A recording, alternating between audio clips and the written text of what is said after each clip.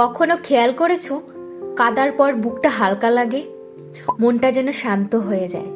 কিন্তু প্রশ্ন হলো, কান্না কি শুধু আবেগ, নাকি এর পেছনে বিজ্ঞান আছে? আমরা যখন দুঃখ পাই বা মানসিক চাপে থাকি, তখন আমাদের শরীরের ভেতরে তৈরি হয় স্ট্রেস হরমোন, যেমন কর্টিসল। এই হরমোন শরীরকে ভারী আর ক্লান্ত করে তোলে। কিন্তু আমরা যখন কাঁদি, তখন চোখের জল শুধু জল নয়, এর সঙ্গে বেরিয়ে যায় এই স্ট্রেস হরমোন আর বিষাক্ত অনুভূতি। বিজ্ঞানীরা দেখেছেন, দুঃখের সময় যে কান্না হয় তার জল সাধারণ কান্নার জলের থেকে আলাদা।